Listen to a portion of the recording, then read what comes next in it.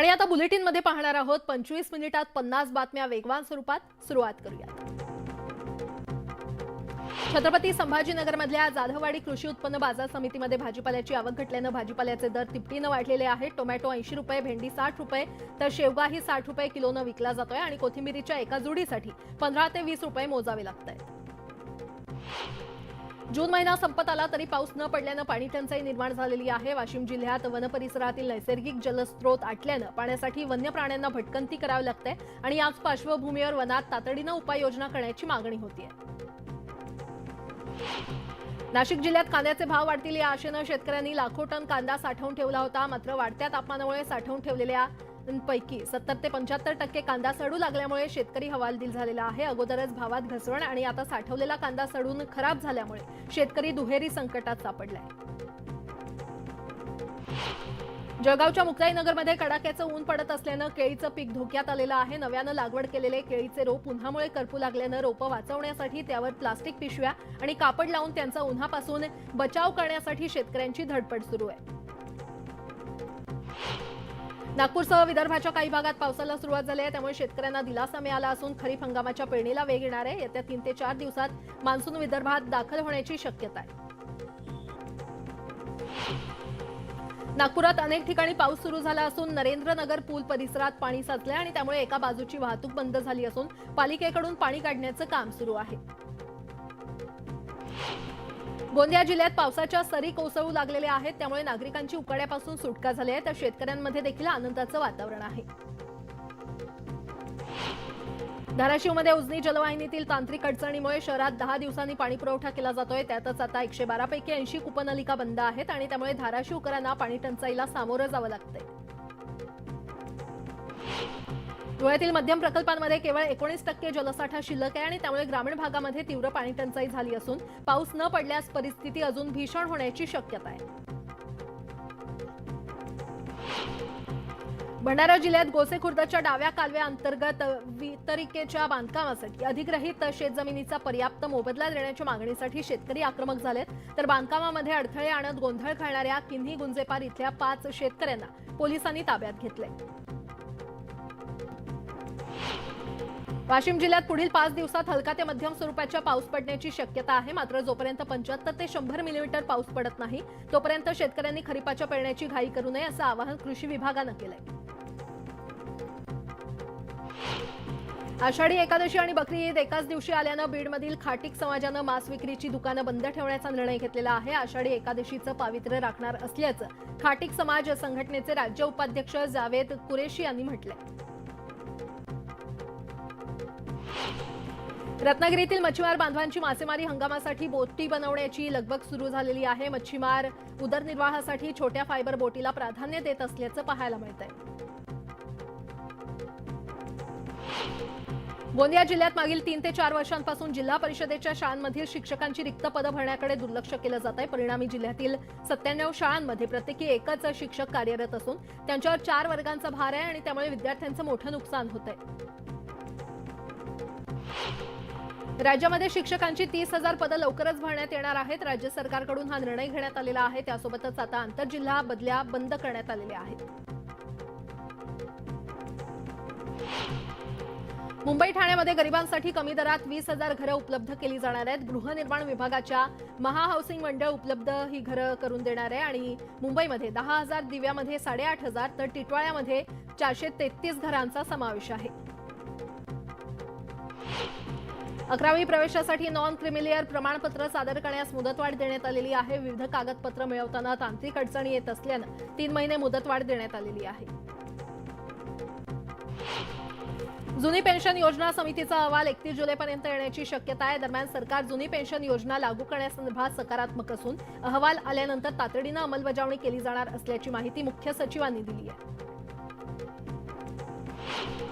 पाटण्यामध्ये मुख्यमंत्री नितीश कुमार यांच्या नेतृत्वामध्ये विरोधकांची महत्त्वाची बैठक होत आहे. बैठकीसाठी विरोधी पक्षातील प्रमुख नेते उपस्थित असतील. बैठकीसाठी उद्धव ठाकरे मुंबईहून रवाना झालेत. नागपुरात सावनेर भागात बॅटरीचा स्फोट झाला. यात एक लहानगा जखमी झाला असून त्याच्या चेहऱ्यावर गंभीर दुखापत झाली आहे. सध्या त्याच्यावर शासकीय रुग्णालयामध्ये उपचार सुरू असून त्याची प्रकृती चिंताजनक आहे. नागपुरातील राज पांडे हत्या प्रकरणी आरोपी सूरजला जन्मठेपेची शिक्षा झालेली आहे. किरकोळ वादातून 2021 मध्ये राजची दगडाने ठेचून हत्या करण्यात आली होती. नाशिक रोड रेल्वे स्थानक परिसरात एका विवाहितेवर सामूहिक बलात्कार झाला. पाणी विक्रेता आणि रिक्षा चालकानं विवाहितेला चेहडी परिसरात नेऊन जबरदस्ती केली आणि या प्रकरणी तक्रार दाखल होताच पोलिसांनी दोघांना अटक केली. नागपूरच्या नगरधन भागात सूर्यलक्ष्मी कॉटन मिल्सच्या गोदामाला आग लागली आणि या आगीमध्ये रुईच्या गाठी, सुताचे बंडल, कापड आणि इतर साहित्य जळून खाक झाल्यानं जवळपास 8 कोटींचं नुकसान झालंय. आग लागण्यामागचं कारण अद्याप अस्पष्ट आहे. बीडच्या पेंडगावजवळ सोलापूर धुळे महामार्गावर भीषण अपघात झाला. चालकाचं नियंत्रण सुटल्यानं गाडी उलटली आणि या अपघातात 3 जणांचा जागीच मृत्यू झाला असून 1 जण गंभीर जखमी झालेला आहे. गोंदियामध्ये भूमिगत गटार योजनेचं काम संथगतीनं सुरू असून एकाच दिवशी 12 जणांचे अपघात झाले. त्याविरोधात संतप्त नागरिकांनी अभियंता आणि ठेकेदाराला पुष्पहार घालून अनोख्या पद्धतीनं निषेध केला.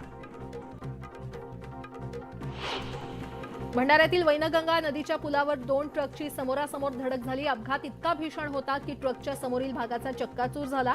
या अपघातात 2 जण जखमी झाले असून त्यांना उपचारासाठी रुग्णालयामध्ये दाखल करण्यात आले.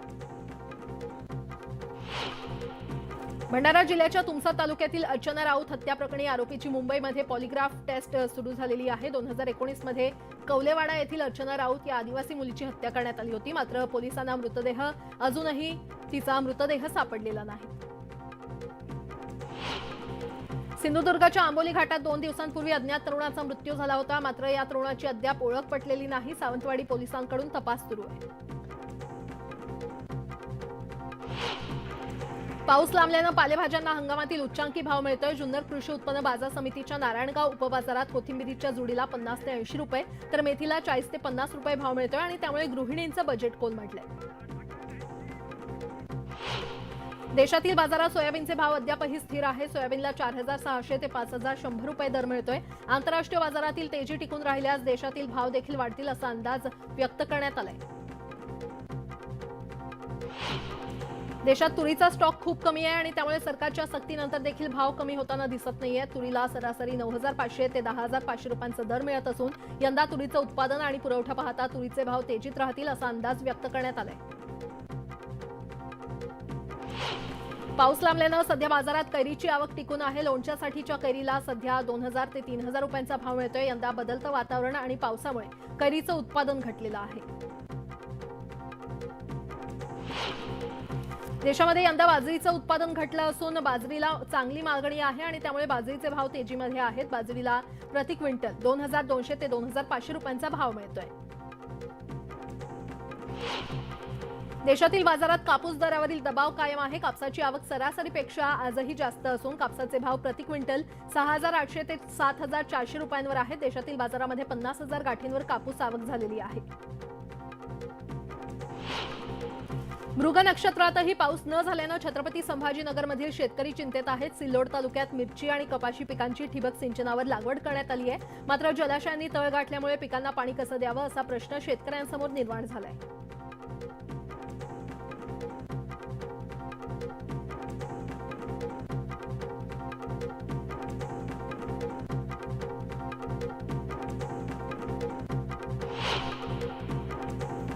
सोलापूरच्या उजनी धरणातील पाणीसाठा घटत चालल्यामुळे सोलापूरकरांना आता भीषण पाणी टंचाईला सामोरं जावं लागणार आहे. रविवारपासून नागरिकांना पाणीपुरवठा अर्धा तास कमी होणार असल्यानं महापालिकेच्या पाणीपुरवठा विभागानं उजनी पंप हाऊस येथून दुबारा पंपिंगची तयारी केली आहे.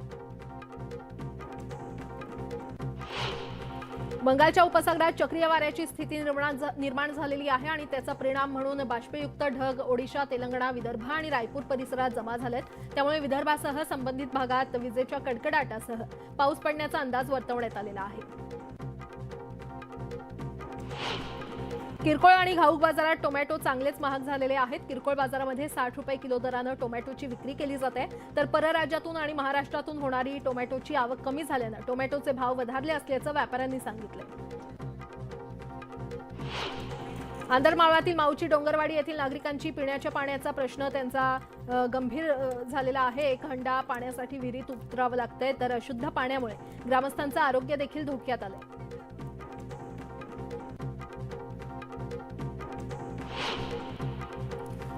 देहूतील विठ्ठलवाडीला हवेली कृषी अधिकारी अंतर्गत सोयाबीन पीक प्रात्यक्षिक घेण्यासाठी सोयाबीन बियाणे कृषी सहाय्यक जयश्री पाडेकर यांनी वाटप केलं आणि आधुनिक बीबीएफ यंत्रानं सोयाबीनच्या बियाण्याची पेरणी केली जाणार आहे। देहू गावात 90 ते 95 हेक्टर क्षेत्र सोयाबीन पिकाचं आहे। आषाढी यात्रेच्या निमित्तानं वारकऱ्यांच्या आरोग्य तपासणी आणि उपचारासाठी पंढरपूरमध्ये राज्य सरकारच्या वतीनं 3 ठिकाणी मेगा कॅम्प घेतले जाणार आहेत। त्यामध्ये साधारणतः 17 लाख वारकऱ्यांची तपासणी होईल असा दावा राज्याचे आरोग्य मंत्री डॉक्टर तानाजी सावंत यांनी केला आहे।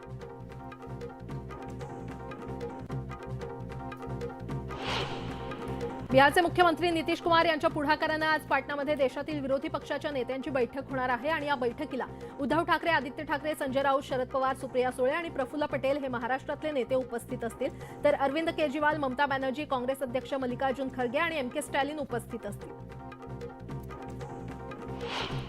जळगावातील रस्त्यांची दुरवस्था, नाले सफाई, अपूर्ण काम अशा विविध कारणांमुळे बहुजन मुक्ती पार्टीनं जळगाव महापालिकेसमोर धरणे आंदोलन केलं। यावेळी पदाधिकाऱ्यांनी प्रशासनाविरोधात जोरदार घोषणाबाजी केली।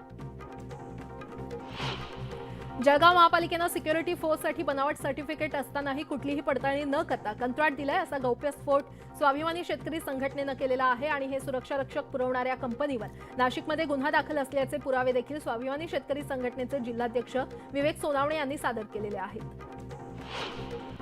ऑनलाईन मागवलेले प्रोडक्ट दिलेल्या वेळेमध्ये घरी न पोहोचल्यानं ॲपवर कुरिअर ट्रॅक करणं छत्रपती संभाजीनगरमधल्या एकाला महागात पडलंय। आरोपीनं 2 रुपये भरण्यास सांगून बँक खात्यातून 90,720 रुपये लंपास केलेत आणि या प्रकरणी हर्सूल पोलीस ठाण्यात गुन्हा दाखल करण्यात आलाय। छत्रपती संभाजीनगर महापालिकेतील 1,793 कंत्राटी कर्मचाऱ्यांचं ऑडिट केलं जाणार आहे। प्रशासक जी श्रीकांत यांनी प्रत्येक विभागानं 4 दिवसात कंत्राटी कर्मचाऱ्यांचे ऑडिट करावे असे आदेश दिलेले आहेत। यूपीच्या झाशीमध्ये 4 दिवसांच्या पावसामुळे पूरसदृश परिस्थिती निर्माण झालेली आहे। मुसळधार पावसामुळे अनेक रस्ते पाण्याखाली गेलेत। धरणाचं एक द्वार तुटल्यामुळे अनेक वस्त्यांमध्ये पाणी शिरलेलं आहे। आसाममध्ये मुसळधार पाऊस आणि पुरामुळे जनजीवन विस्कळीत झालेलं आहे। आसामच्या 7 जिल्ह्यांमध्ये पावसाचा ऑरेंज अलर्ट जारी करण्यात आलाय। तिहेरी तलाक दिल्यानं पत्नीनं पती आणि सासूला मारहाण केल्याची घटना यूपीच्या बागपतमध्ये घडलेली आहे। तिघेही कोर्टातून परतत असताना तिच्या पतीनं तिहेरी तलाक दिल्याचा आरोप महिलेनं केलाय आणि या मारहाणीचा व्हिडिओ सध्या व्हायरल होतोय। केंद्रीय गृहमंत्री अमित शहा 2 दिवसांच्या जम्मू काश्मीर दौऱ्यावर आहेत। आज जम्मूमध्ये अमित शहांच्या रॅलीचं आयोजन करण्यात आलं असून या दौऱ्याच्या पार्श्वभूमीवर कडेकोट बंदोबस्त ठेवण्यात आलाय। यासोबतच इतरही काही महत्त्वाच्या बातम्या आपण पाहणार आहोत। तुर्तास एक छोटासा ब्रेक, पाहत रहा न्यूज 18 लोकमत।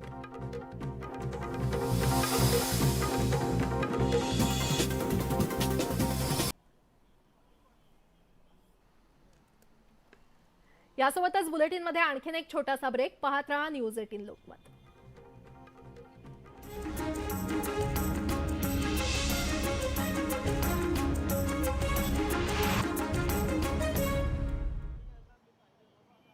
असल्यामुळे प्रवेशासाठी आवश्यक विविध कागदपत्र मिळण्यात विद्यार्थ्यांना मोठ्या अडचणी येत होत्या आणि यामुळे पॉलिटेक्निक अभ्यासक्रमाच्या प्रवेश प्रक्रियेसाठी ऑनलाईन अर्ज करण्याची मुदत 30 जून पर्यंत वाढवण्यात आलेली आहे। प्रवाशांकडून निर्माण होणाऱ्या कचऱ्याचं व्यवस्थापन करण्यासाठी मध्य रेल्वेनं पर्यावरण आणि हाऊसकीपिंग मॅनेजमेंट विभागाच्या मदतीनं विविध उपाययोजना हाती घेतलेल्या आहेत। बॉटल क्रशिंग मशीनच्या पुनर्वापराला प्रोत्साहन देण्यासाठी आणि प्लास्टिक कचरा कमी करण्यासाठी महत्त्वपूर्ण पावलं उचललेली आहेत, तर विविध स्थानकांवर 47 प्लास्टिक बॉटल क्रशिंग मशीन उभारलेले आहेत। कोविड सेंटर कथित गैरव्यवहार प्रकरणी ईडीच्या हाती महत्त्वाचे धागेदोरे लागल्याची माहिती सूत्रांकडून मिळते। 150 कोटींच्या मालमत्तेची कागदपत्र, 68 लाखांची रोकड आणि 1 कोटी 82 लाखांचे दागिने सापडल्याची माहिती सूत्रांकडून मिळाली आहे। ठाकरे गटातील सुजित पाटकर, सूरज चव्हाण यांच्यावर ईडीनं या धाडी टाकलेल्या आहेत। आदित्य ठाकरेंचे निकटवर्तीय सूरज चव्हाण यांना ईडीनं समन्स बजावलेला आहे। कथित कोविड घोटाळा प्रकरणी ईडीकडून चौकशी केली जाते। छापेमारी दरम्यान ईडीकडून 17 तास चौकशी झाली असून सोमवारी पुन्हा ईडीकडून त्यांना समन्स बजावण्यात आले। ईडी अधिकाऱ्यांकडून मुंबई महानगरपालिकेच्या मध्यवर्ती खरेदी विभाग रात्री उशिरापर्यंत चौकशी सुरू होती आणि यामुळे कामावरून संध्याकाळी 5 ते 6 वाजता सुटणारे अधिकारी आणि कर्मचारी रात्री उशिरापर्यंत कार्यालयामध्येच थांबून होते। मुंबई महानगरपालिकेच्या खरेदी मध्यवर्ती विभागाची ईडीकडून तब्बल 8 तास कसून चौकशी सुरू होती आणि 8 तासानंतर 5 अधिकारी कार्यालयामधून बाहेर पडले। ईडीच्या या कारवाईनंतर आदित्य ठाकरे यांनी सूरज चव्हाण यांची चेंबूरच्या निवासस्थानी जाऊन भेट घेतली। जवळपास अर्धा तास आदित्य ठाकरे हे सूरज चव्हाण यांच्याशी चर्चा करत होते आणि त्यानंतर हा दबाव तंत्राचा भाग असल्याचा आरोप आदित्य ठाकरे यांनी माध्यमांशी बोलताना केला। मुंबईमध्ये 2 दिवसांपासून ईडीचं धाडसत्र सुरू आहे। कोविड काळातल्या घोटाळ्यांबाबत महापालिकेतील तत्कालीन अधिकारी, कर्मचारी आणि ठाकरे कुटुंबियांच्या निकटवर्तीयांच्या घरी हे छापे टाकण्यात आलेले आहेत। या संदर्भात आता शिवसेनेच्या किरण पावसकर यांनी आदित्य ठाकरे यांच्यावर गंभीर आरोप केलाय। या चौकशीचा 100% आदित्य ठाकरे यांच्याशी थेट संबंध आहे असा आरोप पावसकर यांनी केला आणि पावसकरांच्या या आरोपांमुळे एकच खळबळ उडाली आहे। महाविकास आघाडीप्रमाणेच देशात विरोधकांची आघाडी देखील पंचर होणार असल्याची टीका देवेंद्र फडणवीस यांनी केली। 3 पक्षांच्या आघाडीचं सरकार कसं चालवलं हे जनतेनं पाहिलं, म्हणूनच जनतेनं त्यांना घरी बसवल्याचं ते म्हटलेत। विरोधकांच्या पाटणातील बैठकीसंदर्भात ते बोलत होते। हाफकिन इन्स्टिट्यूटची जागा आयसीएमआरला देण्याचा घाट राज्य सरकारनं घातल्याची टीका सचिन अहिर यांनी केली आहे। याच पार्श्वभूमीवर ठाकरे गटाकडून हाफकिन समोर निषेध करण्यात आला। आयसीएमआरला हाफकिन ऐवजी इतर जागा देण्याची मागणी त्यांनी केली। G20 परिषदेनिमित्त पुण्यामध्ये आलेल्या परदेशी पाहुण्यांनी ऐतिहासिक आगा खान पॅलेसला भेट दिली आणि यावेळी पाहुण्यांचं औक्षण करत पारंपरिक पद्धतीनं स्वागत करण्यात आलं। यावेळी कस्तुरबा गांधी आणि महादेवभाई देसाईंच्या प्रतिमेला पुष्प अर्पण करत विदेशी पाहुण्यांनी अभिवादन केलं। बंगालच्या उपसागरात चक्रीय वाऱ्याची स्थिती निर्माण झालेली आहे आणि त्याचा परिणाम म्हणून बाष्पयुक्त ढग ओडिशा, तेलंगणा, विदर्भ आणि रायपूर परिसरात जमा झालेले आहेत आणि त्यामुळे विदर्भासह संबंधित भागात विजेच्या कडकडाटासह पाऊस पडण्याचा अंदाज वर्तवण्यात आलाय। 20 जुलैपर्यंत देशभरात चांगला पाऊस पडण्याचा अंदाज आहे। छत्रपती संभाजीनगरमधल्या एका रुग्णालयामध्ये टवाळखोरांनी धुडगूस घातला। 5 ते 6 जणांनी इथल्या डॉक्टरवर हल्ला केल्याचा आरोप आहे। बाजूला होण्यास सांगितल्यानं रागाच्या भरात हल्ला केल्याचं सांगण्यात येत आहे आणि यामुळे रुग्णालयातील डॉक्टरांच्या सुरक्षेचा प्रश्न पुन्हा एकदा ऐरणीवर आलाय। छत्रपती संभाजीनगरमधील चिंचोली गावात अज्ञातांनी म्हशींना विष दिलं आणि यामध्ये 17 पैकी 5 म्हशी दगावलेल्या आहेत, तर इतर म्हशींवर उपचार सुरू आहेत। या प्रकरणी पोलिसात तक्रार दाखल करण्यात आली आहे।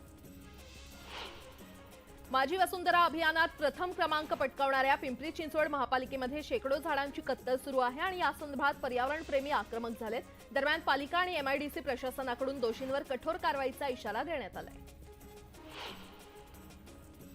आयसीएमआरच्या NIV सेंटरला हाफकिन मंडळाची 1826 स्क्वेअर फीट जागा हस्तांतरित केली जाण्याचा निर्णय जिल्हाधिकाऱ्यांनी घेतलेला आहे। निर्णय घेताना हाफकिन मंडळाला अंधारात ठेवण्यात आल्याचा आरोप करण्यात आलाय आणि याविरोधात हाफकिनमधील कर्मचारी आणि ठाकरे गटाकडून आंदोलन करण्यात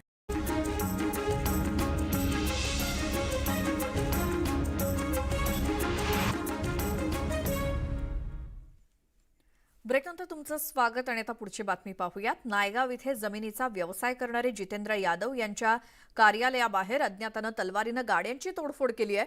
ही धक्कादायक घटना सीसीटीव्हीत कैद झाली। इतकंच नव्हे तर हल्लेखोरांनी जितेंद्र यादव आणि त्यांच्या मित्रावर सुद्धा तलवारीनं हल्ला केलाय। यात ते जखमी झालेत। या प्रकरणी पोलिसांनी गुन्हा दाखल केलाय आणि हल्लेखोरांचा शोध सुरू आहे।